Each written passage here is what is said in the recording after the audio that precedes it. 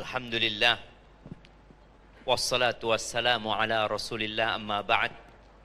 Jamaah rahimakumullah, kembali kita melanjutkan pembahasan tentang takdir Allah Azza wa Jal. Tadi disebutkan ada dua kelompok yang gagal faham tentang takdir. Yang pertama namanya Al-Qadariyah, yang kedua namanya Al-Jabriyah.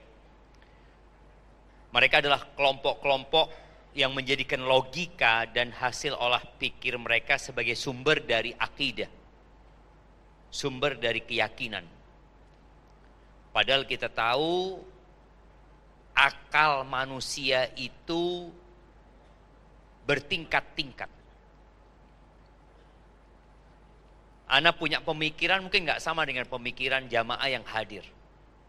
Bahkan kita lihat ada orang-orang yang profesor umpamanya yang kerjanya hanya berpikir, yang kadangkala hasil pemikiran dia mengantarkan dia menjadi ateis.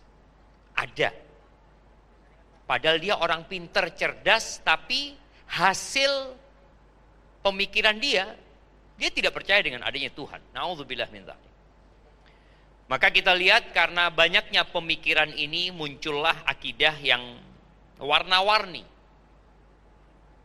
Tadi dalam urusan akidah muncul Al-Qadariyah dan Al-Jabriyah. Kalau bicara Al-Qadariyah, mereka adalah orang-orang yang menolak adanya takdir. Dan tadi disebutkan ini sudah ada sejak zamannya para tabi'in. Mereka berkeyakinan bahwa Allah tidak pernah menetapkan takdir dan manusia adalah penentu dirinya sendiri.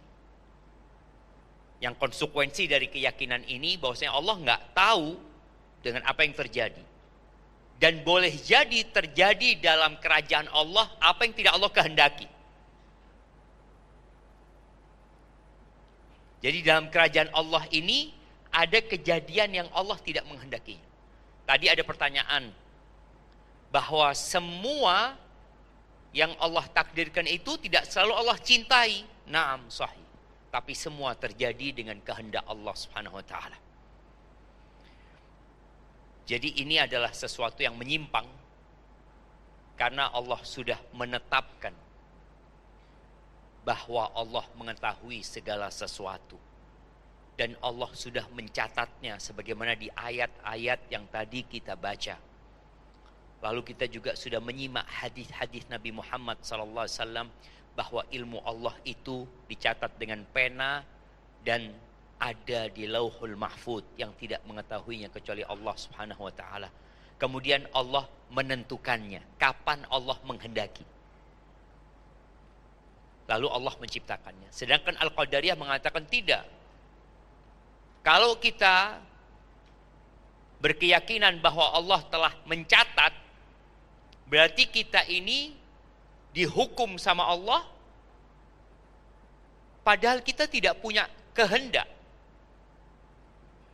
Maka tadi muncul pertanyaan dari salah satu ibu-ibu yang mengatakan, bagaimana kita menanggung sebuah perbuatan yang akhirnya sudah ditentukan sama Allah Azza wa Jalla. Allah menentukan itu karena ilmunya, bukan karena Allah memaksa. Sedangkan Al-Qadariyah berpendapat tadi, enggak. Kita semua menentukan takdir kita sendiri-sendiri. Allah enggak tahu dengan apa yang bakal terjadi. Makanya para ulama mengatakan kalau ketemu orang model kayak gini, ajaklah dia dialog dengan ilmu Allah dulu. Dia percaya enggak bahwasanya Allah tahu? Kalau dia mengatakan Allah enggak tahu, oh berarti dia menisbatkan kekurangan kepada Allah Subhanahu wa taala. Padahal Allah tahu dengan apa yang telah terjadi dan apa yang akan terjadi. Ahibati fillah. Al-Imam Muslim dalam kitabnya, kitab sahihnya, beliau menyebutkan sebuah athar yang panjang sekali mengisahkan tentang kemunculan paham Qadariyah. Artinya di masa para sahabat nggak ada pemahaman ini ketika mereka bersama Rasul SAW. Tapi setelah itu mulai orang-orang menggunakan akalnya yang seharusnya akal ini tunduk kepada wahyu, tapi mereka ingin menundukkan wahyu kepada akal mereka. Yahya bin Ma'mar, dia mengatakan bahwasanya orang yang pertama kali berbicara masalah takdir ini di Basrah itu adalah Ma'bad al-Juhani. Maka kemudian Yahya ini berangkat haji bersama Humaid bin Abdurrahman, atau dia berangkat umrah. Lalu dua orang ini mengatakan, nanti kalau ketemu sahabat aku mau tanya gitu loh. Karena ini pemahaman baru. Ini benar atau tidak gitu. Akhirnya mereka bertemu dengan Abdullah bin Umar bin Khattab radhiyallahu anhum. Sedang masuk masjid. Lalu katanya Yahya bin Ma'mar, kami menggandengnya. Artinya Abdullah bin Umar di tengah, kedua orang ini di kanan, di kiri. Abdullah bin Umar. Lalu Yahya bertanya, ya Abu Abdurrahman, wahai Abu Abdurrahman, di kampung kami itu ada sekelompok orang yang berpendapat bahwasanya takdir itu nggak ada. Yang ada orang itu dia menentukan takdirnya sendiri-sendiri. Segala sesuatu itu baru ada ketika terjadi. Jadi nggak dicatat, nggak diketahui sama Allah SWT. Maka Abdullah bin Umar mengatakan kepada orang ini, kalau kamu ketemu dengan mereka, akhbirhum, kasih tahu mereka bahwa ana bariun minhum, aku berlepas diri dari mereka dan mereka berlepas diri dariku. Artinya kita beda agama nih, beda keyakinan gitu. Walladzi nafsu Ibn Umar biyadih, dia bersumpah demi nama Allah Azza wa Jal, seandainya mereka itu yang meyakini tadi tidak ada takdir, berinfak seperti gunung Uhud emas, maka Allah tidak akan menerima dari mereka sampai mereka beriman dengan takdir. Ini kelompok yang pertama. Kelompok yang kedua bertentangan dengan kelompok yang pertama. Namanya Jabariyah. Yang pertama apa? Qadariyah, yang kedua namanya Jabariyah. Ini kebalikannya. Kalau Qadariyah mengatakan tidak ada takdir, manusia menetapkan takdirnya sendiri. Kalau Jabariyah mengatakan manusia tidak memiliki kehendak dan pilihan. Allah mengatur apa saja yang akan diperbuat hamba tanpa si hamba memiliki pilihan untuk menentukan apa yang dia lakukan. Jadi nggak ada. Jadi yang satu berpendapat manusia itu mukhayyar, yang satu mengatakan musayyar. Artinya orang itu bebas. Allah nggak tahu dengan apa yang akan dia lakukan. Yang ini semuanya Allah yang menetapkan, kita nggak punya pilihan. Seperti wayang yang dimainkan oleh dalang. Atau seperti bulu yang diterpa oleh angin. Dia nggak punya keinginan. Padahal ini bertentangan dengan Al-Quran dan Sunnah. Allah memberikan pilihan kepada manusia. Dan orang itu akan diazab karena pilihan dia. Allah memberikan pilihan, faman syaa falyu'min wa man syaa falyakfur. Yang mau beriman silahkan, yang mau kafir silahkan. Allah utus para rasul. Para rasul diperintahkan untuk berdakwah, mengajak umatnya menuju kepada Allah Azza wa Jalla. Ada yang mau, ada yang tidak mau. Abu Bakar masuk Islam, Umar masuk Islam, Utsman masuk Islam, Abu Jahal tidak. Abu Jahal nggak mau masuk Islam. Didakwai sama Nabi SAW. Nabi juga berdoa agar Islam ini dikuatkan dengan satu dari dua orang yang lebih kau cintai, Umar atau Amr bin Hisham, Abu Jahal. Tapi ternyata yang lebih Allah cintai Umar bin Khattab radhiyallahu taala anhu. Ahibati fillah, berkaitan dengan dua kelompok ini, Ahlus Sunnah wal Jamaah di tengah. Dia mengatakan bahwa segala sesuatu sudah ditulis berdasarkan ilmu Allah Azza wa Jal. Manusia memiliki kehendak, tapi tetap kehendak itu bergantung dengan kehendak Allah. Kemudian Allah menciptakan amal perbuatan manusia. Semua ciptaan Allah Subhanahu wa ta'ala. Jadi tidak seperti Qadariyah dan tidak seperti Jabariyah. Tapi apa sikap kita kalau takdir itu sudah ditetapkan, Ustaz? Ini kita bicara sikap sekarang. Maka laksanakan perintah Allah. Allah mengatakan, ya ayyuhalladzina amanu kutiba alaikumusiyam. Wahai orang-orang beriman, diwajibkan atas kalian berpuasa. Apa tugas kita? Ya puasa engkau. Nggak mampu, Ustaz. Nggak mampu dalam agama kita, ada aturannya. Faman kana minkum maridun aw ala safar, barang siapa yang sakit atau musafir, boleh nggak puasa gitu loh. Berarti kan ini pilihan.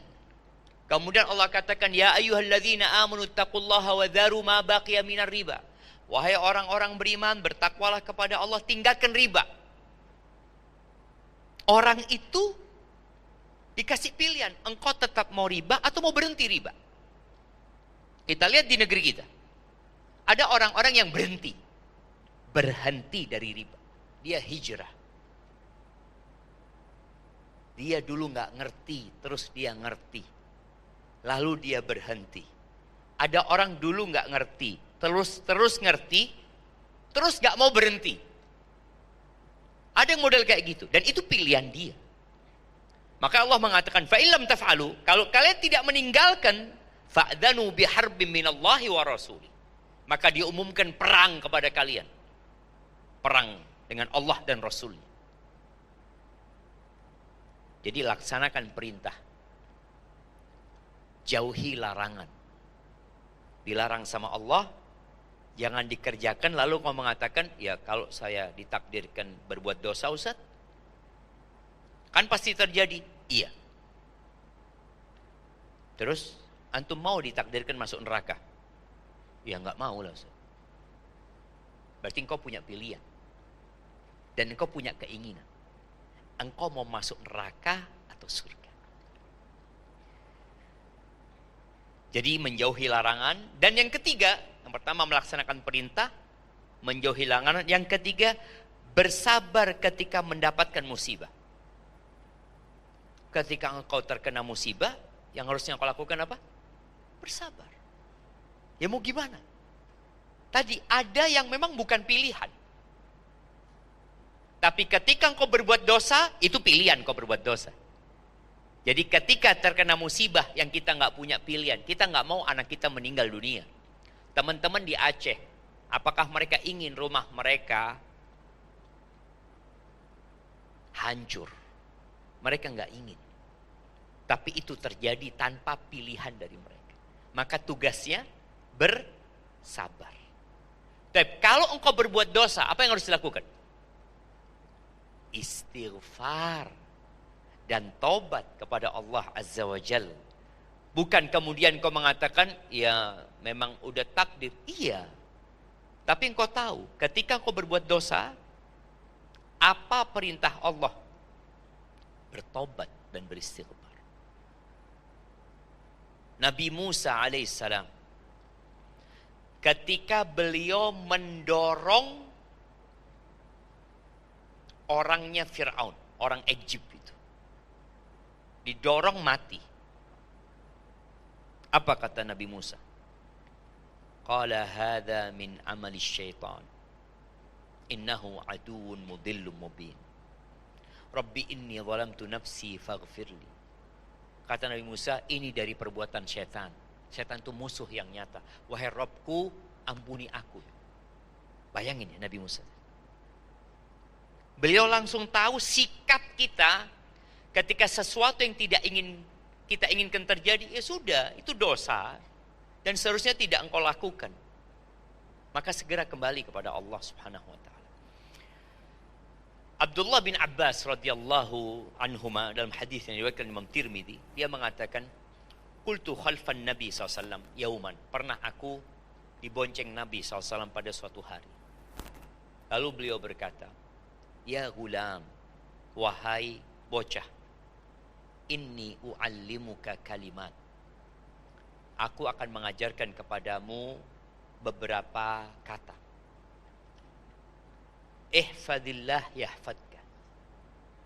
Jagalah Allah, niscaya Allah akan menjagamu. Jadi kita kalau ingin dijaga sama Allah, maka jagalah perintah Allah. Laksanakan dengan sempurna sebaik mungkin. Kalau ingin anak-anak kita dijaga sama Allah, ya jaga Allah. Kita ingat kisah Nabi Musa dan Khadir yang merenovasi bangunan di surat Al-Kahfi. Kenapa kok sampai Allah kirimkan Nabi Musa dan Khadir merenovasi itu bangunan? Dikatakan ini bangunan milik dua anak yatim. Wa ammal jidaru fakana li ghulamaini yatimaini fil Madinah. Punya anak yatim yang ada di kota hidup. Rumahnya mau ambruk, maka direnovasi. Kenapa? Wa kana abuhuma salihah.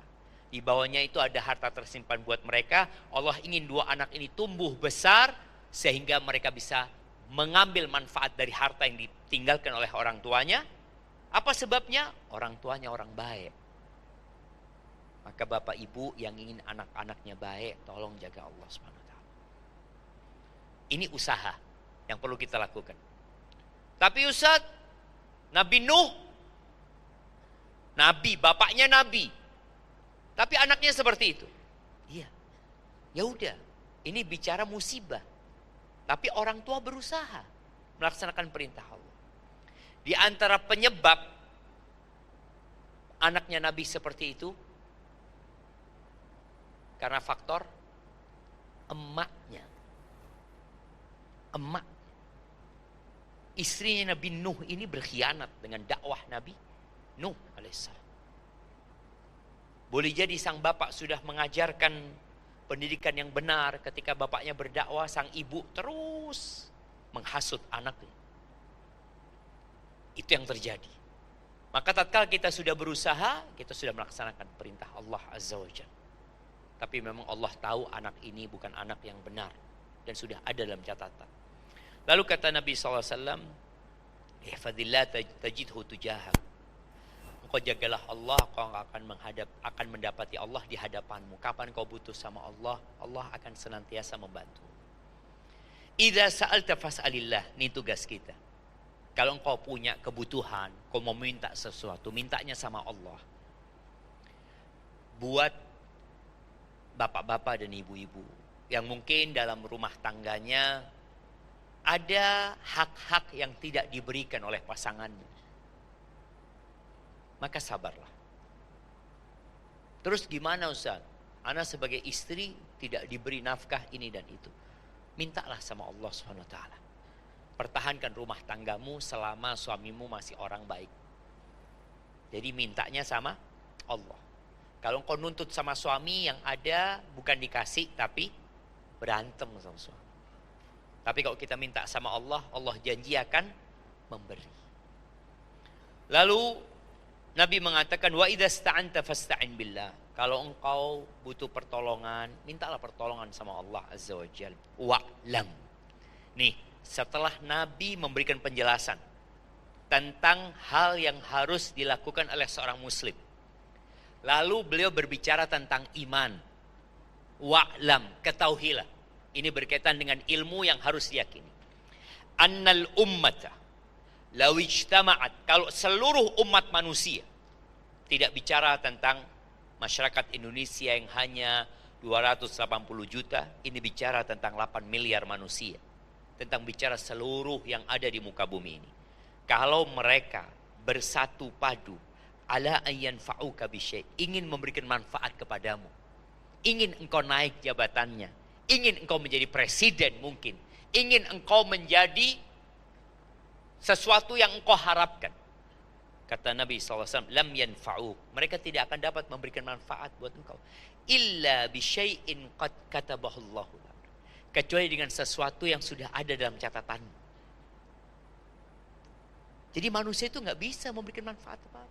Sebaliknya, wa in ijtama'u, kalau seluruh umat manusia bersatu padu untuk memberikan mara bahaya, untuk mereka berkonspirasi untuk membunuhmu, untuk menyakitimu, maka mereka tidak akan pernah bisa melakukan itu kecuali itu sudah ada dalam catatanmu.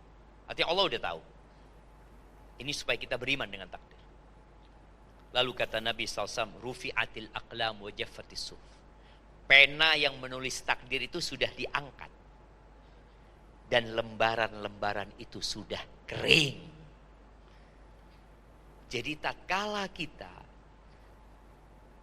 mendapatkan nikmat. Tadi umpamanya, alhamdulillah Ustaz, Anda dapat proyek. Itu takdir Allah. Ketika engkau gagal, itu takdir Allah. Jadi yang baik itu takdir, yang buruk itu juga takdir.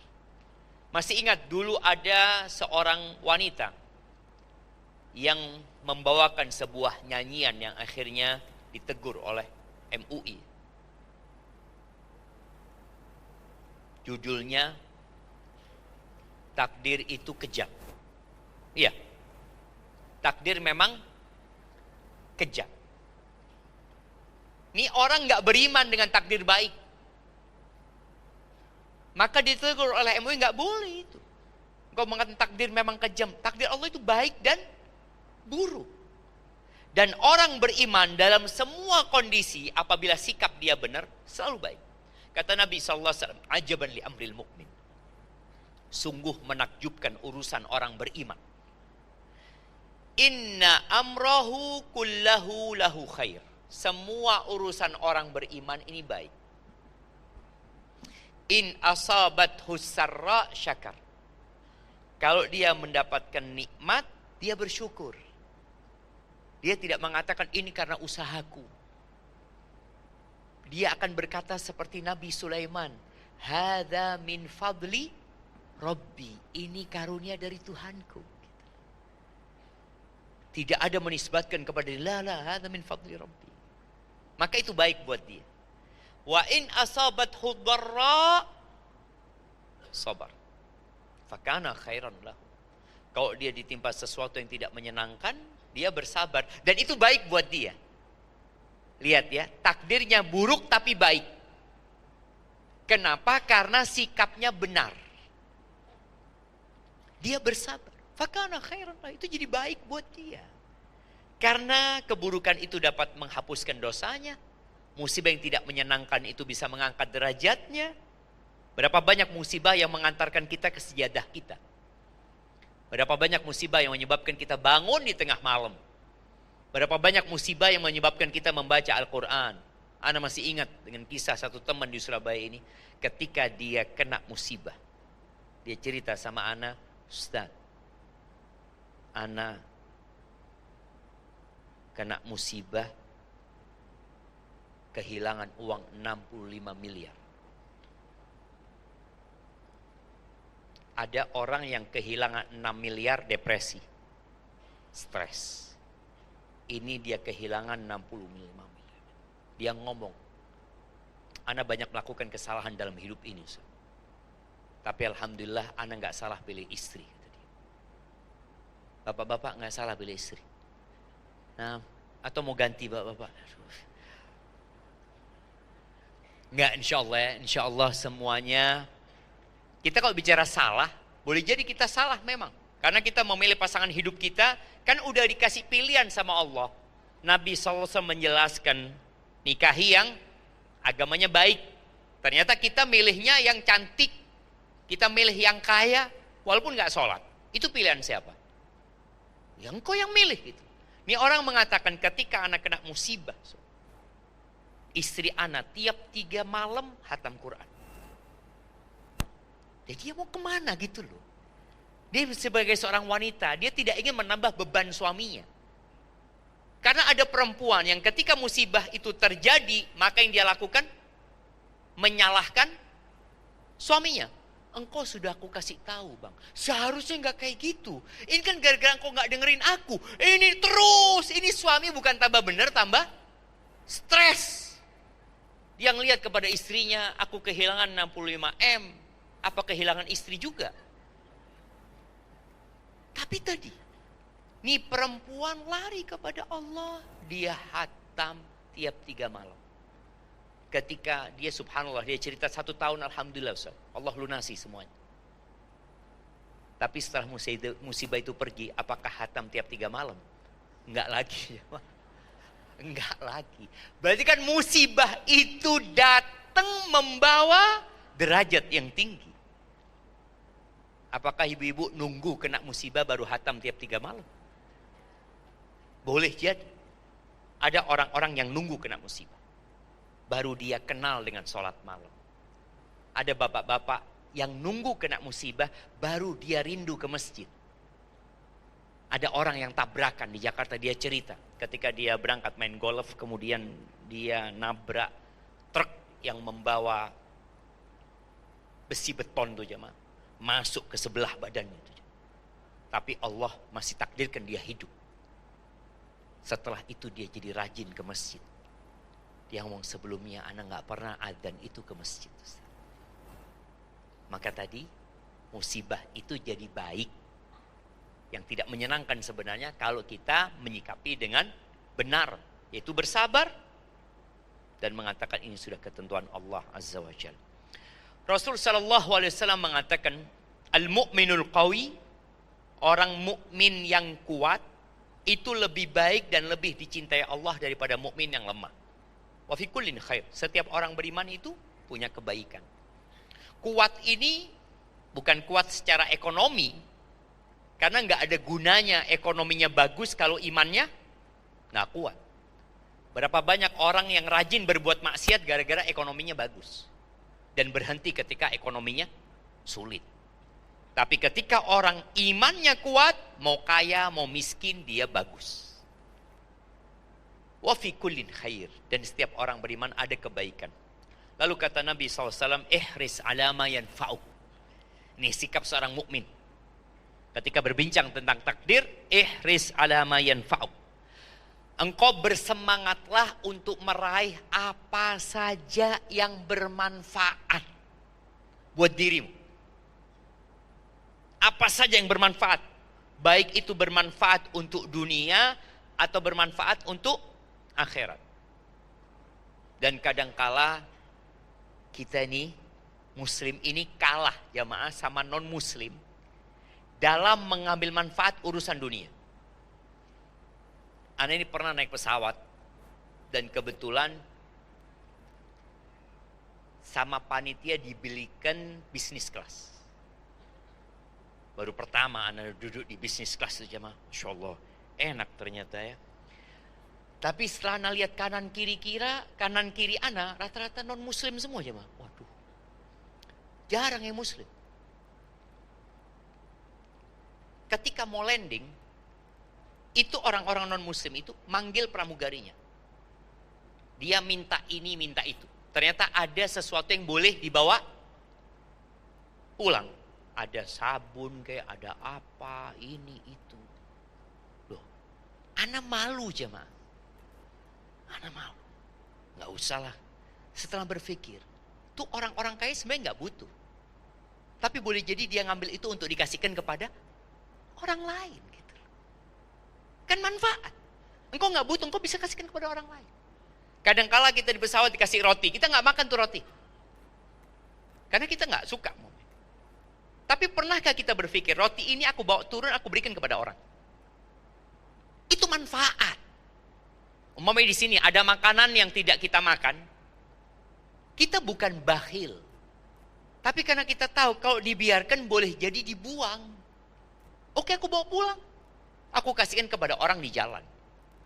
Jadi berusaha untuk mengambil manfaat sebanyak-banyaknya. Semampu engkau. Ihris ala ma yanfa'uk. Apakah itu tidak bertentangan dengan zuhud, Ustaz? Zuhud. Zuhud itu tarku ma la yanfa' fil akhirah. Zuhud itu adalah meninggalkan segala sesuatu yang tidak bermanfaat di akhirat. Itu zuhud. Kalau itu tidak bermanfaat buat engkau di akhirat, tinggalkan. Tapi kalau manfaat, kenapa kita tidak ambil? Lalu dalam proses mencari manfaat itu, kita butuh pertolongan Allah. Maka kata Nabi SAW, wasta'in billah. Minta tolonglah sama Allah SWT. Jangan bersandar kepada dirimu. Oleh karena itu kalau kita mendengar panggilan Allah, hayya 'alas shalah, Kita jawabnya apa? La haula wala quwata illa billah. Tapi ketika panggilannya Allahu Akbar, kita ulangi Allahu Akbar. Panggilannya asyhadu an la ilaha illallah, karena ini pernyataan. Ketika sampai kepada panggilan, kita butuh pertolongan. Nggak mungkin kita bisa berangkat ke masjid. Nggak mungkin kita bisa sholat kalau Allah tidak bantu kita. Maka yang kita katakan adalah la haula wala quwata illa billah. Dipanggil lagi hayya 'alas shalah, la haula wala quwata illa billah. Hayya 'alal falah, tetap kita mengatakan la haula wala quwata illa billah. Kita tidak akan mampu melangkahkan kaki. Kita tidak akan mampu untuk berwudu. Kita tidak akan mampu untuk berdiri di atas sejadah mengatakan Allahu Akbar. Kita tidak akan pernah bisa ruku dan sujud kalau Allah tidak membantu. Maka ini sikap seorang muslim. Kita tahu semua udah ditakdirin. Tapi tugas kita tadi berusaha untuk meraih apa saja yang bermanfaat buat kita. Karena kita nggak tahu sama takdir kecuali sudah terjadi. Minta tolong sama Allah. Wala ta'jaz. Nih muslim nggak boleh jadi orang yang lemah. Orang yang lemah itu yang selalu mengatakan nggak mampu, nggak bisa, berat. Hilangkan hal ini dari diri kita. Wala ta'jaz. Ana pernah sampaikan, mungkin ada kawan di Surabaya. Dia punya sebuah perusahaan yang namanya pemimpin, dia ngasih tugas kepada anak buahnya, kau lakukan ini, kau kerjakan ini gitu. Ketika dia memerintahkan kepada salah satu anak buahnya, tolong kau buat ini. Apa kata orang ini? Gak bisa saya, bos. Apa kata bosnya? Kamu dipecat hari ini. Saya tidak mau di perusahaan saya ada orang ngomong tidak bisa. Pecat. Ini orang kayak gini, orang-orang yang pesimis, yang tidak mau berusaha, yang selalu mengatakan gak mampu, gak bisa. Padahal seharusnya yang dia lakukan apa? Saya usahakan. Tapi ketika dari awal kita mengatakan sulit, jadi sulit. Tapi tatkala kita mengatakan aku akan berusaha, aku akan minta tolong sama Allah, ketika mentok, disinilah kita mengatakan saya sudah berusaha. Seperti dokter yang obatin pasien, yang mengatakan saya akan berusaha. Tapi ternyata gagal, ya mau gimana? Ketika orang ini mau dioperasi, dokter menyampaikan, ini persentase kegagalannya seperti ini. Tapi saya usahakan. Ada nggak yang berhasil, dok? Loh, ada yang berhasil. Tapi ada persentase gagal. Berapa persen? 10% gagal. Dan boleh jadi bapak termasuk yang 10%. Waduh. Kita kan memotivasi dia, enggak, insya Allah lah. Tapi ada usaha. Maka kata Nabi SAW, fa'in asabaka syai'. Kalau ternyata engkau sudah berusaha, engkau sudah minta tolong sama Allah, engkau sudah maksimal upayamu, lalu ternyata terjadi sesuatu yang tidak diinginkan. Maka nggak perlu mengatakan, andai kata aku berbuat ini, nggak perlu. Tapi katakan qadarullah wa ma syaa fa'al. Itu udah takdir Allah gitu loh. Dan Allah menentukan apa yang dia kehendaki. Maka ini akan membuat orang jadi tenang. Dan subhanallah, ketika orang punya keyakinan ini, dia tidak akan depresi menghadapi apapun. Ada seorang perempuan yang di malam Idul Fitri di WA sama suaminya. Malam Idul Fitri. Isi WA-nya ini, aku mohon maaf, aku ceraikan kamu. Gimana jemaah? Ini perempuan ambil pisau, kemudian dia potong urat nadi. Kenapa itu terjadi? Lemahnya iman tadi. Ini nih kejadian ini, 50.000 tahun sebelum penciptaan langit dan bumi sudah ditulis gitu loh. Kan aku nggak tahu, ya sekarang terjadi berarti kau tahu. Oh, udah takdirnya Allah. Seharusnya dia katakan inna lillahi wa inna ilaihi raji'un. Tapi alhamdulillah ternyata dia bisa diselamatkan oleh keluarganya. Padahal dia niatnya bunuh diri. Kan ada orang niat bunuh diri tapi ternyata nggak jadi. Bukan nggak jadi ya, Nggak mati gitu jemaah. Nggak mati. Karena memang di catatannya dia nggak sampai mati. Allah tahu jemaah. Maka ingat ini yang harus dilakukan seorang muslim. Tapi Nabi juga pernah mengatakan, wa'lam anna nasra ma'as sabri. Kata Nabi SAW, ketahuilah bahwa pertolongan Allah itu dengan kesabaran. Jadi kadangkala kita itu menunggu pertolongan Allah tapi nggak sabaran. Ada orang udah 10 tahun nggak punya anak, dia mulai berburuk sangka sama Allah. Dia mulai mengatakan kayaknya memang anak ditakdirkan nggak punya anak loh. Engkau nggak tahu loh. Nabi Ibrahim itu punya anak setelah umur 85 tahun. Atau 86 tahun. Apakah Nabi Ibrahim pernah berhenti berdoa? Nggak ada, beliau mengatakan, berarti takdirku nggak punya anak. Enggak, aku mau minta terus sama Allah. Aku pokoknya mau minta, itu tugasku. Nggak boleh seorang muslim berhenti berdoa. Lalu dia mengatakan, sepertinya Allah tidak ngasih. Loh, engkau tahu dari mana? Dan Allah tergantung prasangka hambanya. Ketika prasangkamu nggak dikasih, jadi nggak dikasih engkau. Kenapa kita nggak berprasangka? Allah maha mendengar doa, aku akan terus berdoa. Kadang-kadang sebagian kita sudah umur 40 tahun, dia berangkat ke dokter, kata dokter, kayaknya berat kalau engkau punya anak sekarang. Akhirnya dia berhenti berdoa. Terus berdoa aja. Mohon sama Allah. Tapi Ustaz, ada yang sampai mati Ustaz nggak punya anak. Taib, doa-doa dia tidak ada yang sia-sia. Karena tugas kita beramal tadi. Terus meminta sama Allah Subhanahu wa taala. Wa annal faraja ma'al karb. Yang namanya disingkapnya masalah itu dengan adanya kesulitan. Terus Nabi mengatakan wa anna ma'al usri yusra sallallahu alaihi wasallam.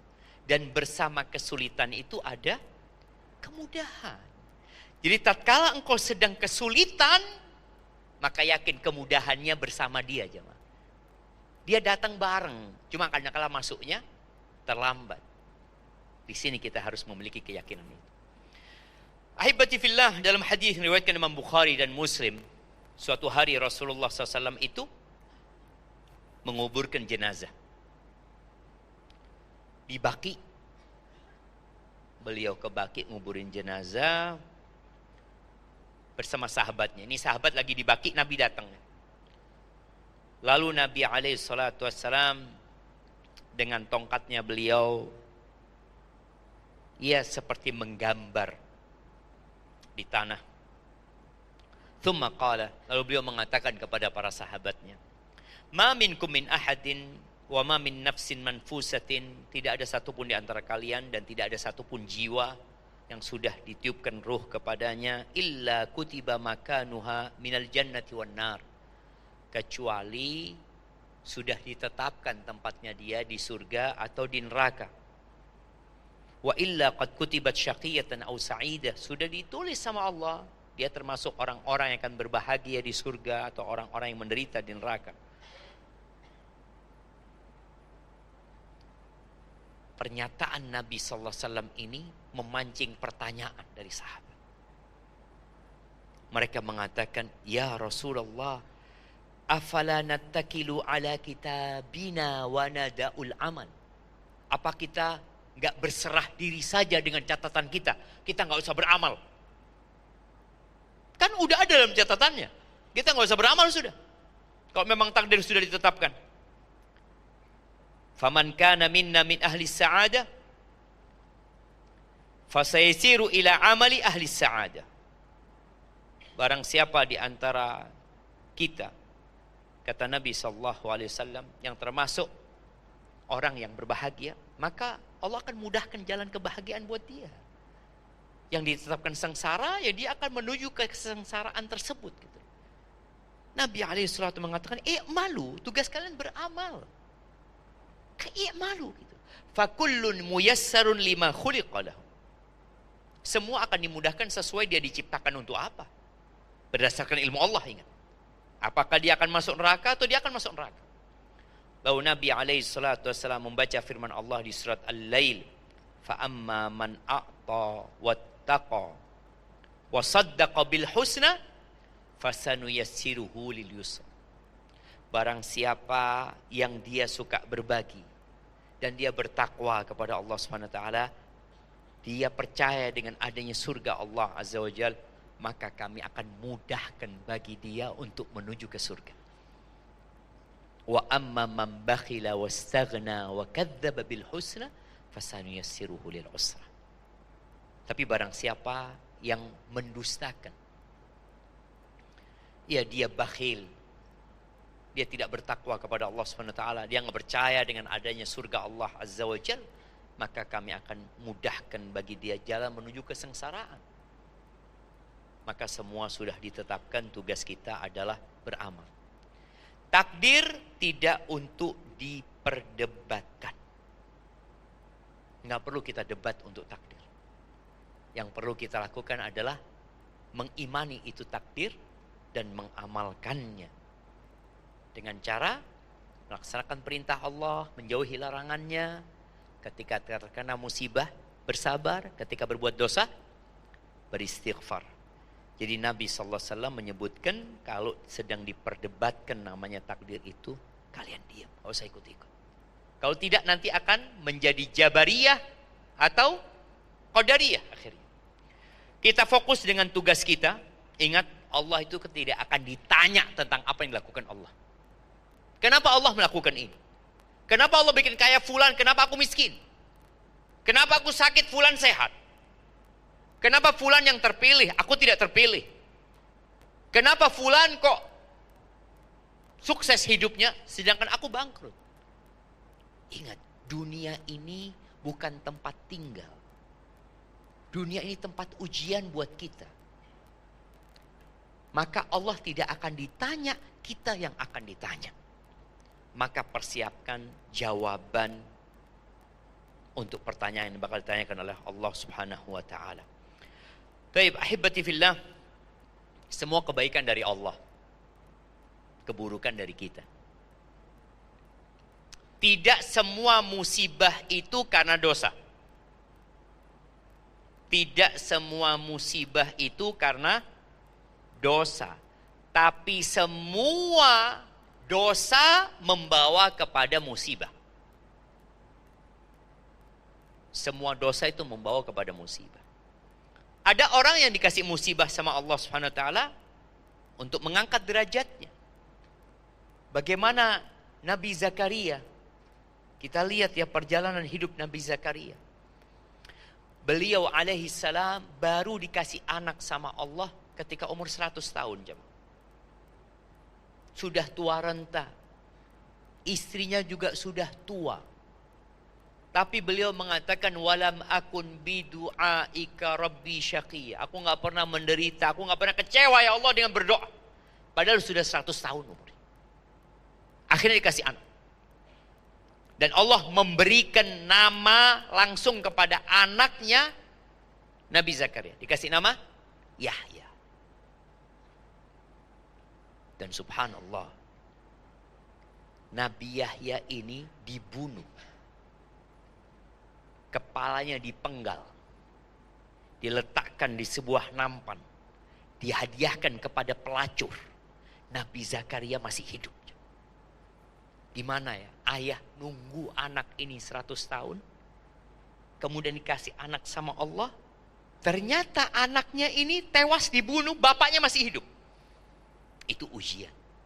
Bukan karena Nabi Zakaria berbuat dosa. Tapi karena Allah ingin mengangkat derajat para nabi. Dan orang yang paling berat cobaannya itu para nabi. Dan orang-orang yang mendekat ke sana. Kemudian Allah menyebutkan ketika diwajibkan perang, kutiba alaikumul qital wa huwa kurhul lakum. Diwajibkan kepada kalian perang. Kalian gak suka dengan peperangan itu. Karena peperangan itu berpotensi membuat orang cacat seumur hidup. Berpotensi anak-anak jadi yatim, istri jadi janda ketika mati. Maka satu hal yang tidak disukai. Maka kata Allah, wa asa an takrahu syai'an wa huwa khairul lakum. Boleh jadi yang kalian benci itu baik buat kalian. Boleh jadi yang kalian tidak sukai itu baik buat kalian. Kita ini taunya suka dan tidak suka. Kita itu taunya like and dislike. Oh ini aku senang sama ini, aku nggak suka. Padahal boleh jadi yang kita benci itu baik. Makanya Umar bin Khattab radhiyallahu ta'ala anhu dia pernah mengatakan, aku tuh nggak peduli pagi hari ini aku dalam kondisi yang aku sukai atau yang aku tidak sukai. Kenapa? Kenapa Umar mengatakan itu? Kata Umar, karena aku nggak tahu kebaikan itu ada di mana. Kebaikan itu ada di mana aku nggak tahu. Ada orang mungkin inginnya nggak sakit, akhirnya Allah bikin dia sakit. Tapi ternyata sakit itu membawa hikmah banyak. Mobil yang mengangkut orang-orang yang bekerja bersama dia jatuh ke jurang, dia selamat. Baru setelah itu dia mengatakan, ya Allah, alhamdulillah. Ini nikmat. Tapi biasanya kita akan tahu nanti. Maka ingat, boleh jadi yang kalian benci itu baik buat kalian. Wa asa an tuhibbu syai'an wa huwa syarrul lakum. Boleh jadi kalian itu mencintai sesuatu padahal itu buruk buat kalian. Bagaimana Bapak? Mana kertasnya Pak? Dari tadi ada di sini kertasnya ini. Berarti dari tadi tinggal 5 menit. Nah, belajar dari Nabi Muhammad SAW. Belajar dari anak panah. Kita tahu ya anak panah itu ya. Ditarik mundur ke belakang untuk melesat ke depan. Coba anak panah itu nggak ditarik mundur. Apakah dia akan melesat? Tidak. Jadi kondisi-kondisi yang tidak kita sukai, kita berbaik sangka. Boleh jadi Allah ingin kebaikan buat kita. Nabi Sulaiman pernah melakukan kesalahan. Allah ceritakan dalam Al-Quran, bagaimana tatkala dia melihat 100 ekor kuda yang bagus-bagus. Diperhatikan sama Nabi Sulaiman. Ini untuk persiapan jihad. Tapi ternyata sampai matahari terbenam, beliau sedang ngurusin kuda-kudanya. Akhirnya telat waktu sholatnya. Maka kemudian Nabi Sulaiman menyembelih semua itu kuda. Sebagai bentuk beliau menghapuskan kesalahan beliau. Karena ternyata itu kuda membuat beliau lupa dari Allah Subhanahu wa taala. Akhirnya Allah kasih ganti apa? Angin. Allah kasih ganti angin. Kalau kuda kecepatannya berapa? Tapi angin itu sekali berangkat perjalanan 1 bulan. Pulang 1 bulan. Artinya yang ditempuh dengan onta 1 bulan dengan angin itu 1 waktu. Mereka bisa sampai. Maka kita harus senantiasa belajar tadi. Ketika ada kondisi-kondisi yang tidak menyenangkan, kita berbaik sangka sama Allah Subhanahu wa taala. Dan yang terakhir, berdoa. Tidak berhenti berdoa. Memohon kebaikan kepada Allah Subhanahu wa taala.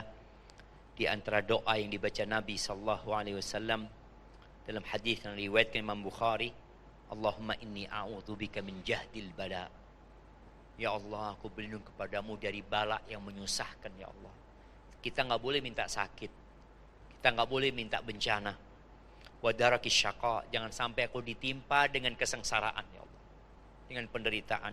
Wa su'il qada, dan aku berlindung dari takdir yang buruk. Wa syamatatil a'da, aku berlindung jangan sampai musuh-musuhku senang dengan kondisiku. Karena ada, kalau kawannya kena musibah, musuhnya mengatakan, alhamdulillah. Kita berlindung, jangan sampai itu menimpa kita. Kemudian Nabi SAW juga berdoa, Allahumma as'aluka an taj'ala kulla qada'in qadaitahu li khairan. Aku minta ya Allah agar semua takdir yang kau tentukan buat aku khairan, baik. Itu harapannya. Dan semoga dengan itu kita bisa menyelesaikan kehidupan ini dan mati husnul khatimah. Allah mengatakan wala tamutunna illa wa antum muslimun. Jangan sampai kalian mati kecuali dalam kondisi Islam. Barakallahu fiik. Anda kembalikan kepada MC kita. Silakan yang mau bertanya. Komposisinya sama ya, jadi 1 laki-laki, 3 perempuan, 1 bapak, ibunya 3. Di sebelah barat, Mas Helmi. Bapak-bapak dulu ya. 1 bapak-bapak, ibunya 3. Bapak-bapak bawa 3, ibu-ibu. Soalnya gini, Ustaz, pernah saya baca itu kan bakti itu yang pertama ummuka, yang kedua ummuka, yang ketiga ummuka, baru yang keempat itu abuka, gitu. Iya, terus apa hubungannya? Iya, hubungan. Nah, jadi gitu ya supaya merata ibu-ibunya bisa menjawab semua atau bertanya semua. Silakan bawa dulu. Sebelah sini tadi belum ada yang tanya. Depan Mas Helmi. Insya Allah siapa Pak? Silakan Pak.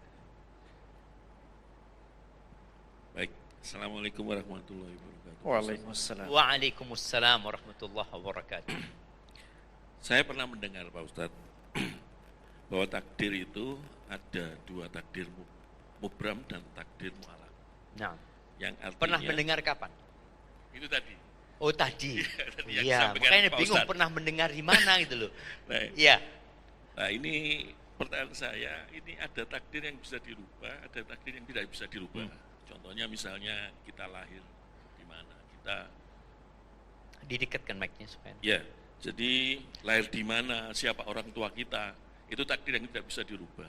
Sedangkan untuk rezeki, jodoh, sukses dan sebagainya itu masih bisa dirubah. Dan ada sesuai dengan kata Al-Quran bahwa nasib manusia itu berubah kalau dia berusaha. Gitu. Nah ini bagaimana menyikapinya Pak Ustadz kita dalam kehidupan sehari-hari. Masya Allah. Terima Masya kasih, Allah. Barakallahu fiik. Ya jamaah, ini menekankan tadi yang sudah disinggung berkaitan dengan sebagian ulama yang membagi takdir menjadi 2. Ada takdir yang mu'allaq, ada yang mubram. Ini juga berkaitan dengan pernyataan para ulama, ada yang berkaitan dengan manusia itu mukhayyar wa musayyar. Manusia itu ada hal-hal yang ditetapkan, ada hal-hal yang dia bisa memilih. Kalau tadi dicontohkan yang nggak bisa milih ya lahir dari orang tua yang mana. Makanya kita kalau nyebutkan lahir umpamanya di Jember, boleh anak ganti Surabaya, gak iso, karena sudah terjadi. Tapi kalau anak kita mau lahir di Surabaya, kita mungkin masih bisa berusaha, karena kita punya kuasa saat itu, kita dikasih kesempatan. Walaupun nanti yang terjadi adalah apa yang ditetapkan sama Allah SWT. Baik, yang mu'allaq tadi yang harus kita berusaha, karena memang pada hakikatnya kita tidak akan tahu dengan takdir kita kecuali kalau sudah terjadi. Maka kita terus optimis. Bicara rizki tadi, terus minta. Nabi SAW terus minta. Allahumma inni as'aluka ilman nafi'an wa rizqan thayyiban wa amalan mutaqabbala. Terus beliau minta rizki kepada Allah Subhanahu wa taala. Pagi dan petang beliau tidak berhenti meminta rezeki kepada Allah SWT. Maka bicara yang mu'allaq ini adalah yang ada dalam catatan malaikat. Malaikat itu kan mencatat kapan? Ketika kita berumur 120 hari. Di situ ada catatan fulan kalau dia berdoa umurnya yang awalnya 60 jadi 65. Yang tahu siapa? Malaikat. Kita tahu nggak? Nggak tahu kita. Taib. Malaikat nggak tahu ini orang umurnya akan 65 atau 60. Tapi Allah tahu nggak dia akan 60 atau 65? Tahu. Allah tahu. Kita manusia nggak tahu. Nggak tahu dua-duanya kita. Maka tugas kita apa? Beramal. Tadi Allah tidak akan merubah kondisi seseorang sampai dia merubah kondisi dia sendiri gitu. Maka diperintahkan untuk berusaha. Umpamanya orang miskin, kayaknya takdir saya memang miskin, Ustaz. Loh, tahu dari mana engkau? Ya sekarang kau miskin, sekarang kau miskin. Besok nggak tahu. Tahun depan nggak tahu. Maka tugas hamba tadi kita udah sampaikan, tugasnya adalah berusaha dan berdoa. Itu tugas kita. Nabi alaihissalatu wasallam mengatakan, i'malu, tugas kalian beramal. Nggak usah mikir takdir tadi. Takdir itu diimani. Sehingga tatkala kita dapat kenikmatan, setelah terjadi, kita tahu ini takdir nih. Alhamdulillah, setelah saya berusaha, ternyata saya sukses. Ini karena usaha atau karena takdir? Karena usaha apa takdir? Ada orang usaha tapi tetap miskin. Ya karena takdir sebenarnya. Makanya ada dua orang buka warung. Yang satu tutup, yang satu buka cabang. Kok bisa? Oh ini usahanya lebih getol Ustaz. Enggak, itulah takdir. Maka ketika dia beriman, dia tidak akan sombong. Dia tidak akan angkuh. Aku ini seperti Qorun ya. Apa kata Qorun? Aku bisa seperti ini karena ilmu yang aku miliki. Karena perjuanganku, karena usahaku. Allah murka sama dia. Dia lupa bahwasanya itu pun takdir Allah. Allah yang ngasih sama dia gitu loh. Maka akhirnya Allah benamkan dia ke dalam tanah. Jadi tugas kita berusaha. Ketika mendapatkan nikmat katakan alhamdulillah. Kalau ditanya sama orang, Bapak kok bisa kaya raya seperti ini? Jawabannya, hadza min fadli rabbi. Semuanya dari Allah Subhanahu wa taala.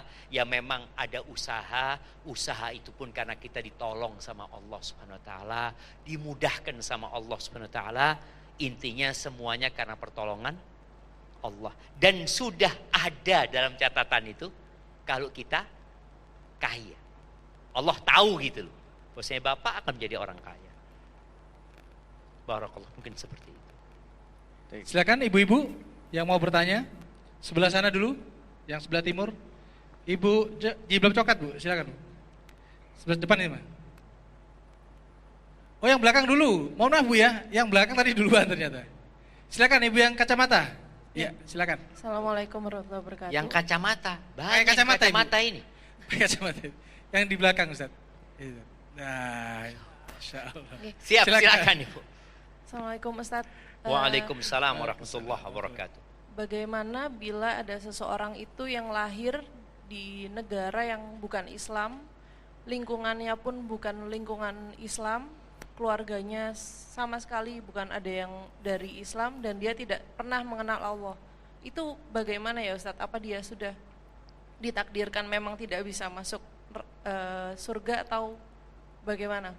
Seperti Masya itu Allah. Ustaz. Naam, ahibati fillah. Ada yang lahir di keluarga Islam. Bapak ibunya muslim. Tapi mati murtad. Ada. Ada sebaliknya. Lahir di keluarga non-muslim. Tapi ternyata dia masuk Islam. Itu kejadian yang kita lihat. Tapi yang ditanyakan bagaimana kalau ada seorang yang tidak pernah mendengar tentang Islam. Tidak pernah. Dia tadi keluarganya semua non-muslim. Kemudian dia mati dalam kondisi seperti agama keluarganya. Non-muslim. Apakah dia ditetapkan memang masuk neraka? Allah Azza wa Jalla mengatakan, "Wa ma kunna mu'adzibina hatta nab'atha rasula." Kami tidak akan memberikan azab sampai kami mengirim utusan. Jadi Allah nggak akan ngasih azab. Jadi orang ini belum tentu masuk neraka.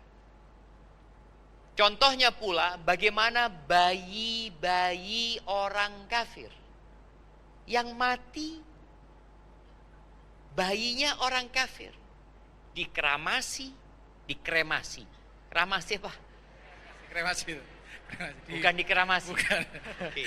Kremasi. Ya, dikremasi, dikuburkan di kuburan orang kafir, tidak disolati, tidak dikafani, ya dia dikuburkan di sana. Apakah dia yang tidak pernah tahu tentang Islam akan masuk neraka? Enggak. Maka nanti orang-orang yang tidak pernah mendengar tentang Islam ini, mereka akan dikasih ujian sama Allah pada hari kiamat. Karena hukum asalnya manusia itu di atas fitrah. Semua manusia itu tahu sama Tuhannya. Ketika mereka ditanya, apakah aku Tuhan kalian? Mereka mengatakan iya. Maka mereka akan masuk surga Allah Subhanahu wa ta'ala. Jadi seperti itu. Orang-orang yang tidak pernah mendengar tentang Islam, Allah tidak akan mengadab mereka. Pertanyaannya, apakah ada sekarang tempat yang tidak mendengar tentang Islam? Jemaah, COVID-19 itu membuat semua orang dengar tentang Islam. Subhanallah.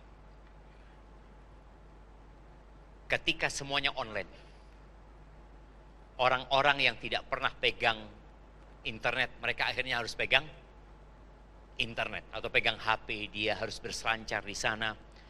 Anak ke Papua pernah, ke daerah pedalaman, melewatin sungai, dia berpindah dari satu sungai ke sungai selanjutnya. Subhanallah, di tengah hutan, Ana melihat tower. Ada tower. Dan sekarang ada yang namanya Starlink. Yang itu bisa satelit ya. Bisa digunakan di tengah padang pasir. Di tengah hutan. Dan mereka mau tidak mau akan dengar tentang Islam. Rasul sallallahu alaihi wasallam pernah menyampaikan, sayablughu hadad din ma balaghal lail wan nahar. Agama ini akan sampai di mana ada malam dan siang. Dan Allah tidak akan tinggalkan satu rumah pun. Rumah itu dari kayu, rumah itu dari batu, rumah itu dari tanah, illa dakhalahu hadad din. Agama ini akan masuk. Tinggal sekarang dia mau menerima atau tidak.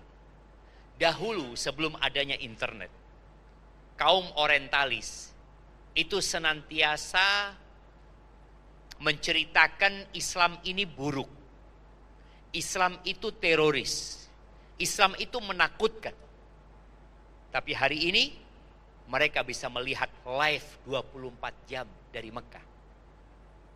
24 jam mereka lihat tuh umat Islam. Ketika imamnya mengatakan Allahu Akbar, 1 juta orang mengatakan Allahu Akbar.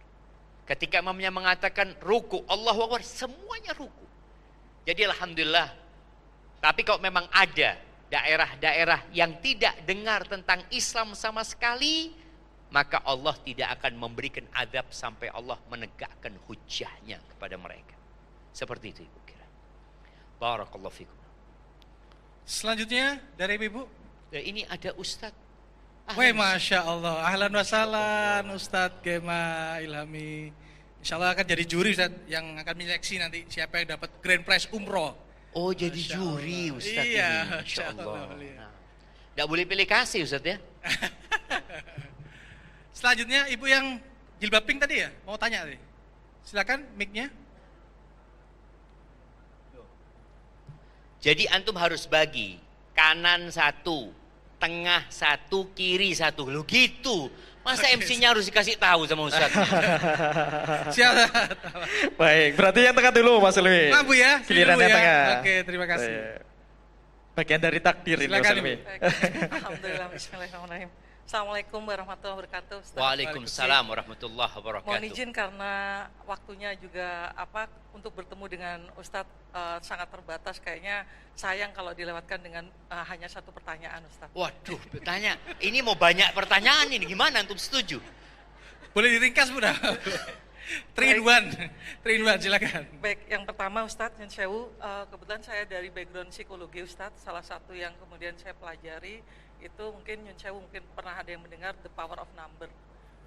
Kami melihat dari tanggal lahir untuk kemudian melihat DNA seseorang yang berkaitan dengan karakter. Bahkan beberapa penelitian sudah kemudian merinci bahwa dengan kombinasi angka tertentu itu akan kemudian memiliki kecenderungan ke arah mana, istilahnya seperti itu. Saya pernah kemudian mempraktekkan hal ini dan qadarullah ternyata saya mendapati gitu Ustadz, bahwa ternyata beberapa ilmu yang kemudian saya dalamin ini ternyata banyak yang benar. Misalnya contoh dengan kombinasi angka tertentu di dalam tanggal lahirnya, ternyata orang ini akan kemudian kecenderungannya sakit mah, kecenderungannya adalah kemudian bermasalah di kaki, kecenderungannya ternyata memiliki simpanan, Ustaz. Nah, Oh, tunggu Anda tanya dulu. Tanggal lahir ini Masehi tabungan, apa tabungan. Hijriah? Tanggalnya tanggal yang Masehi, Ustaz. Oh, lihat. Tanggal Masehi. Oke, Bahkan ketika padahal semua orang di dunia ini punya ketanggalan masing-masing. betul, Ustaz. Bahkan kemudian ketika merinci untuk tanggal orang yang lahir saudara kembar gitu, itu sudah ada penelitiannya, berarti yang kembar lahir duluan itu akan ngikut kepada keluarga ibu, lalu kemudian keluarga anak yang kedua itu akan kemudian mengacu kepada ayahnya. Itu sudah ada penelitiannya, Ustaz. Nah, biasanya kami menggunakan itu lebih kepada untuk coaching, Ustaz, bahwa dengan kecenderungan hal tersebut maka sebaiknya gitu ya, untuk kemudian tidak terjadi hal-hal yang buruk gitu ya, maka kemudian yang harus dilakukan itu adalah seperti apa. Jadi kita memang mengupayakan untuk takdir yang baik ya, Ustaz ya. Nah, mengenai hal itu apakah kemudian menjadi sebuah hal yang salah, karena memang ada beberapa orang yang akhirnya berpikiran bahwa itu akan mengarahkan pada sesuatu yang nyun sewu syirik seperti itu. Itu yang pertama, Ustaz. Mohon kemudian bisa diberikan, karena begitu panjenengan tadi menyampaikan tentang takdir yang baik, takdir yang buruk, saya pikir dengan kemudian keilmuan ini kita bisa mendiskusikan untuk mengupayakan takdir yang baik seperti itu, Ustaz. Kemudian yang kedua, Ustaz, berkaitan dengan tadi bahwa ada kondisi di mana kita sebagai orang beriman harus menerima takdir Allah, apapun itu yang diberikan kepada kita. Suatu contoh saja mungkin juga relate ya nantinya dengan Bapak Ibu yang ada di sini gitu ya. Kami memiliki keluarga dan qadarullah ternyata ada di keluarga kami itu berpisah gitu antara pasangannya, suami dan istri, karena suaminya ternyata memiliki pilihan yang lain seperti itu. Nah, sebagai gitu, karena suaminya bukan karena istrinya, Bu ya. Karena istrinya baik-baik aja yang saya tahu, Ustaz. Masya Allah. Gitu. Ini bapak-bapak perlu dicurigain ya. Iya, Nah, seperti itu. Ya Siap. ketawa-ketawa Jadi sambil ini senyum-senyum ini takdirnya perlu. jadi bapak-bapak gitu loh. Entah bagaimana, apakah juga sudah pernah melihat siar yang disampaikan oleh Ustadz, ternyata yang disampaikan oleh si Bapak ini, ya mungkin takdirnya kita seperti ini, begitu Ustadz. Nah ini kan klasik sekali. Tapi bagi putra-putrinya ketika kemudian berinteraksi, begitu ya, ada yang kemudian akhirnya bisa menerima takdir, gitu ya, bahwa oh ya ayah dan ibu saya berpisah, begitu. Tapi ada juga yang kemudian belum bisa menerima. Nah, yang saya pikirkan begini Ustadz, ketika kita menjadi hamba Allah yang beriman, maka kita diminta untuk menerima takdir bahwa oh ya ternyata ayah ibu saya berpisah gitu ya. Tetapi apakah boleh misalnya jadinya anaknya ini punya pilihan bahwa saya menerima tapi saya tidak suka. Nah apakah itu dia tidak suka dengan perceraian itu gitu loh. Ya, Ya, artinya dia menerima, kecewa dengan ayahnya.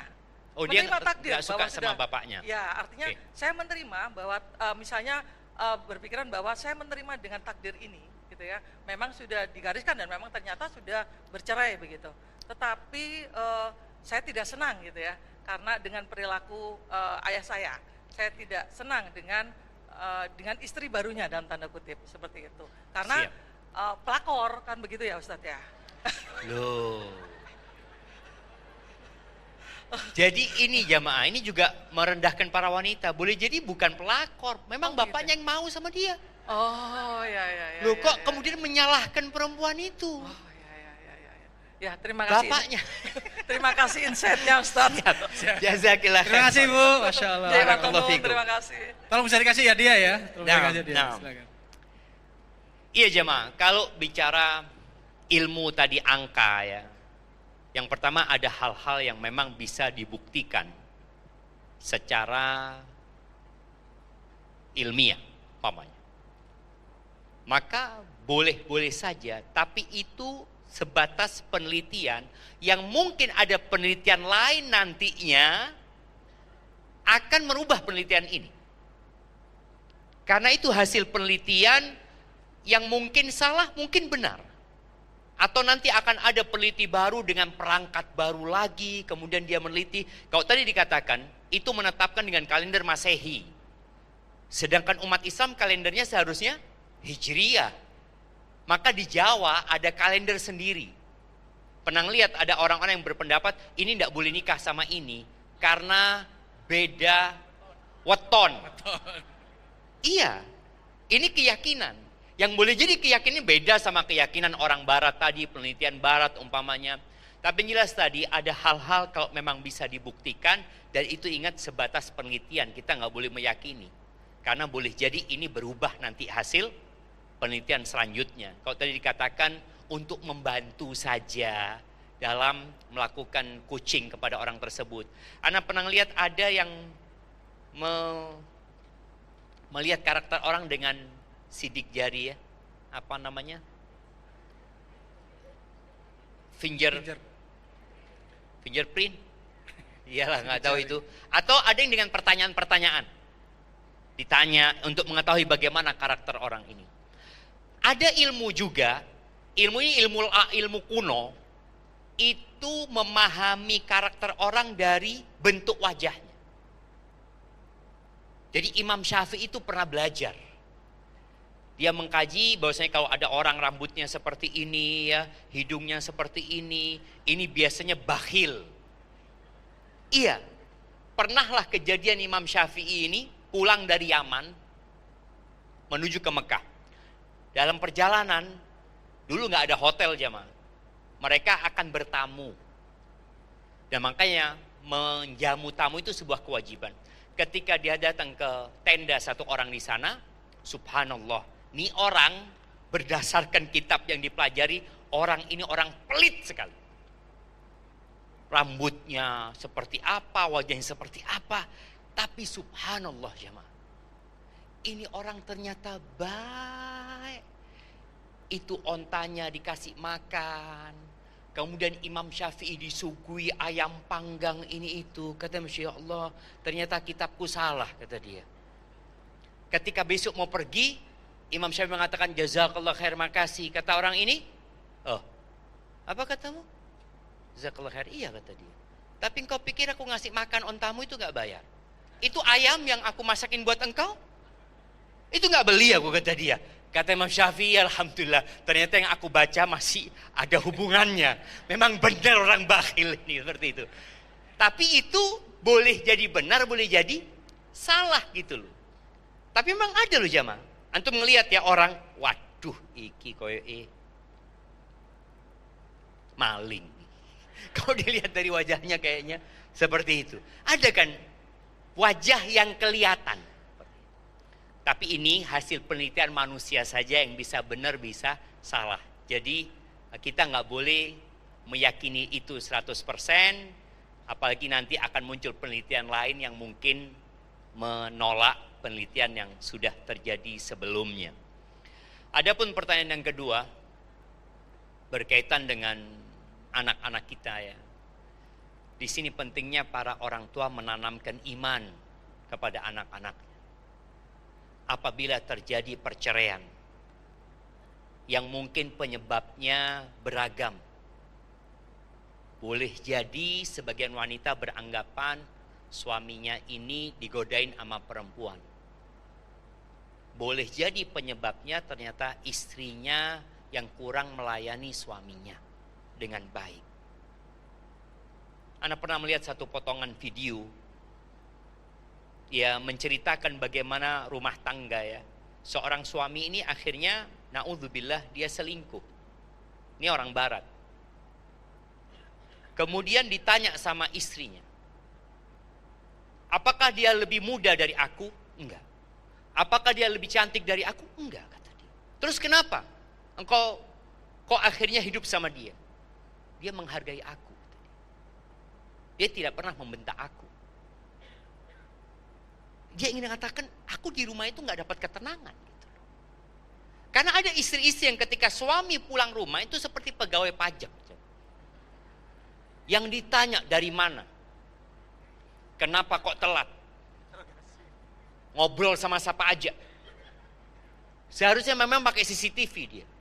Supaya istrinya bisa ngecek. Jangan.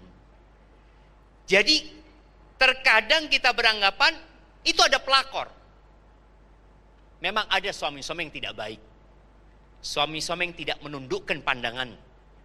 Tapi tolong bagi para istri, jadikan baiti jannati. Jadikan ketika suami di tempat kerja, dia berpikir kapan aku pulang. Karena dia tahu ketika pulang dia dimuliakan. Dia dihargai, dia disayangi. Karena ada wanita-wanita yang subhanallah ya, ketika suaminya pulang, ya diabaikan. Nanti dia mengatakan, Ustaz, suami anak itu sibuk main HP di rumah, Ustaz. Betul ibu-ibu? Nah, lihat, betul. Tapi kapan ibu membuat dia bermain ibu, gak bermain HP? Loh, itu yang seharusnya dipikirkan gitu loh. Dia tinggalkan itu handphonenya. Maka hendaklah para wanita, ya sama-sama ya, para laki-laki diperintahkan untuk menundukkan pandangannya, sehingga dia tidak tergoda di luar sana. Dan memang ada satu hal yang jamaah, yang membuat kita sedih. Ada orang yang dilemparkan ke air, lalu yang melemparkan mengatakan jangan basah. Loh gimana sih? Kita lihat lingkungan kita sekarang ini mendorong manusia untuk berzina. Mendorong di mana-mana. Dia kumpul sama perempuan. Usahakan tempat kerja itu, ya nggak apa-apa perempuan bekerja tapi ada tempatnya sendiri. Soalnya laki-laki ini ketika dia harus kumpul sama perempuan di tempat kerja, kemudian perempuan ini kalau ngomong, ya terus terang tadi ketika ada ibu-ibu yang baca Quran, anak takut. Anak takut suaranya enak membuat bapak-bapak, bojone sopo iki? Aduh bahaya. Artinya, ya biar bapak-bapak yang baca Quran saja gitu loh. Karena memang perempuan Allah kasih kelebihan di sana. Maka tatkala perempuan ini berusaha untuk memuliakan suaminya, menjaga suaminya di rumah, memberikan pelayanan yang maksimal, para suami ya, ketika engkau tergerak hatinya, gara-gara melihat seorang wanita, apa yang harus dilakukan? Falyarji ilahi, pulang ke rumahnya. Pastikan ketika suami pulang, istrinya siap, bang, aku sudah tunggu engkau bang, dari tadi. Tapi suaminya pulang, loh, belum waktunya pulang. Loh ini belum waktunya pulang. Kalau pulang belum waktunya berarti punya perlu. Jangan sampai suami ketok pintu rumah, assalamualaikum, yang keluar pembantu. Tanya, mana ibu? Nggak ada, saya yang ada. Loh penyakit ini jamaah. Ini penyakit seperti itu. Dan tatkala terjadi perceraian, ini tadi pertanyaan. Tatkala terjadi perceraian, ingat ibu-ibu ini bukan mudarrisah. Ibu-ibu ini bukan pendidik ya, bukan. Tapi ibu-ibu itu madrasah, sekolahan. Artinya perangkat yang lengkap untuk mengantarkan anak-anak untuk jadi generasi yang baik. Kalau cuma pendidik ya cuma. Enggak, ini perangkat sekolahan full di ibu itu. Makanya tatkala umpamanya terjadi perceraian, jangan sampai ibu-ibu atau bapak-bapak juga, ketika anak itu ikut ibunya, jangan sampai menyuntikkan vaksin kebencian kepada bapak.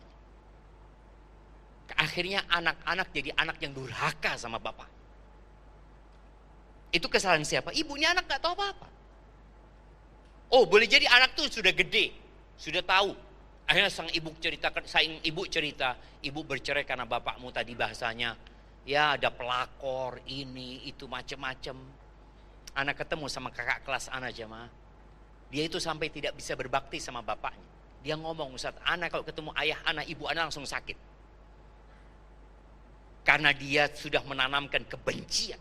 Bakal ditanya kita di hadapan Allah Azza wa Jalla. Tadi semua itu takdir Allah. Yang baik dan yang buruk. Tanamkan kepada dia. Boleh jadi ibu pisah sama bapak agar ibu fokus sama kalian. Agar ibu bisa mendidik kalian lebih baik. Kalau ada bapak, mungkin ibu akan sibuk dengan bapak. Mungkin seperti itu. Jadi ada usaha ya dari orang tua untuk menjadikan anak-anak kita beriman, menerima takdir Allah Subhanahu wa taala. Dan kalau tadi bahasanya, ya saya menerima takdir Allah, tapi saya membenci.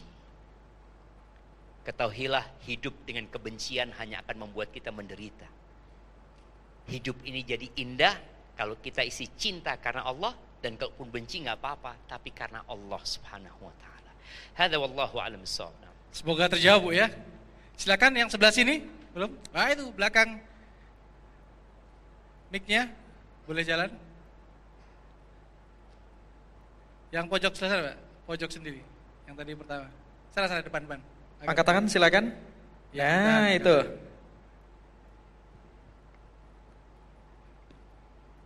Baik, silakan. Assalamualaikum warahmatullahi wabarakatuh, Ustadz. Waalaikumsalam warahmatullahi wabarakatuh. Ustadz, ana izin bertanya, bagaimana hubungan takdir dengan ikhtiar? Mungkin lebih spesifik mengenai ikhtiar memiliki keturunan. Sampai sejauh mana kita harus berikhtiar? Jika misal kita sudah dari titik mungkin lelah atau merasa sudah tidak mampu untuk berikhtiar, lalu pasrah, apakah itu diperbolehkan ya Ustadz? Barakallahu fiik. Masya Allah, Syama. Iya. Kita melihat ya, tadi kita baca firman Allah di surat Asy-Syura ya. Ayat berapa? 49-50 apa ya? Allah mengatakan walillahi mulkus samawati wal ard yakhluqu ma yasha. Milik Allah kerajaan langit dan bumi. Di sini ketika seorang mukmin meyakini semua milik Allah. Yakhluqu ma yasha. Allah menciptakan apa yang Allah kehendaki. Bukan apa yang Allah sukai, tapi apa yang Allah kehendaki. Yahabu liman yasha'u dzukur. Sebagian orang Allah kasih yahabu liman yasha'u inathan wa yahabu liman yasha'u dzukur. Sebagian orang Allah berikan hibah. Hibah, karunia anak-anak perempuan. Ada yang sebagian Allah kasih anak-anak laki-laki. Au yuzawwijuhum dzukranan wa inatha. Ada yang anaknya laki dan perempuan. Wa yaj'alu man yasha'u aqima.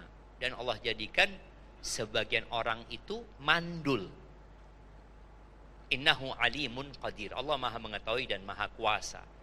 Kalau pertanyaannya sebatas mana kita itu berusaha untuk memiliki keturunan? Yang pertama, tanyakan kepada dirimu, kenapa engkau ingin keturunan? Setelah kita punya niat dan tekad yang kuat, itu akan dicatat. Karena ada orang yang sampai mati nggak punya anak, tapi ternyata dia punya niat, aku kepingin punya anak 12, Ustaz. Aku ingin anak-anak itu menjadi pejuang-pejuang yang menyampaikan agama Allah ini. Ternyata dia sampai mati nggak punya anak. Tapi tetap dicatat dalam kebaikan dia. Kita lihat Aisyah radhiyallahu taala anha kepingin punya anak. Aisyah kepingin punya anak. Aisyah itu istrinya Nabi Muhammad sallallahu alaihi wasallam. Aisyah itu putrinya Abu Bakar. Kalau bicara doanya Abu Bakar insyaallah mustajab. Doanya Nabi Muhammad alaihissalatu wasallam mustajab. Tapi tidak selalu yang dipinta dikasih. Namun terus berusaha. Baca Rabbi habli minas salihin, Rabbi habli min ladunka dzurriyyatan thayyibah. Mungkin ada makanan-makanan yang harus dimakan ya.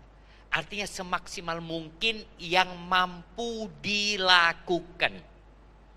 Semaksimal mungkin yang mampu dilakukan. Karena ada orang umpamanya dia bisa bayi tabung, tapi ada orang yang nggak mampu.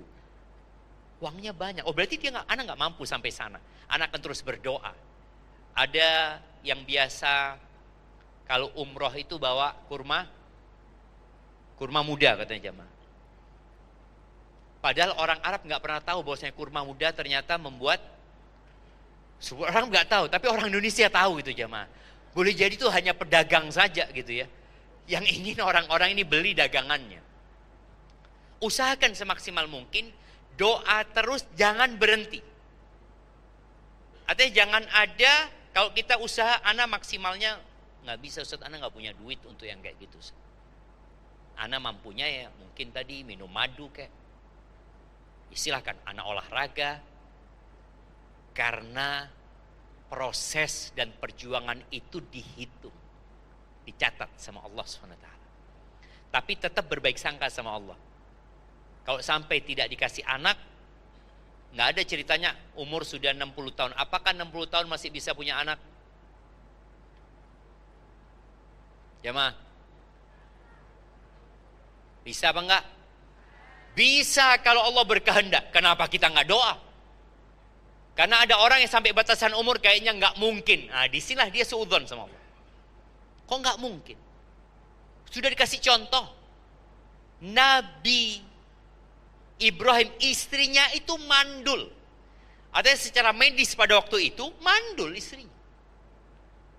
Maka ketika dikasih kabar gembira akan punya anak, tanya istrinya, ajuzun akim. Apakah mungkin orang yang sudah tua renta dan mandul bisa punya anak? Kadzalika qala rabbuki. Allah mengatakan itu dan itu mudah bagi Allah Subhanahu wa taala. Maka usahakan semaksimal mungkin, tapi jangan sampai kita ada perasaan menyalahkan Allah. Kalau melihat orang punya anak, kenapa Allah nggak kasih aku? Seharusnya ketika engkau melihat orang punya anak, engkau langsung angkat tangan. Ya Allah, engkau berikan anak kepada fulan ya Allah. Aku minta lah Allah. Engkau bisa kasih anak kepada banyak orang. Aku minta ya Allah. Jadi hal itu membuat kita semakin sering berdoa, semakin sering memohon kepada Allah Subhanahu wa taala. Dan semoga Allah kasih. Doa itu kita akan dikasih 1 dari 3 hal. Sebutkan. Nah. Siapa yang bisa? Insyaallah. Bismillahirrahmanirrahim. Yang pertama dikasih langsung. Dikasih apa? Dikabulkan doanya di yang dunia. Diminta dikasih. Ya. Yang kedua disimpan pada hari kiamat dibentuk dengan pahala. Yang ketiga dihindarkan dari musibah yang semisal. Masya Allah, kasih hadiahnya. Jadi yang pertama itu dikasih, yang kedua itu diganti, yang ketiga itu disimpan. Jadi yang hari kiamat itu yang terakhir. Jadi yang pertama dikasih, minta anak dikasih anak. Yang kedua diganti, minta anak ternyata Allah kasih ganti dengan diselamatkan dari musibah. Aisyah radhiyallahu taala anha nggak punya anak. Boleh Allah kasih ganti yang lebih baik.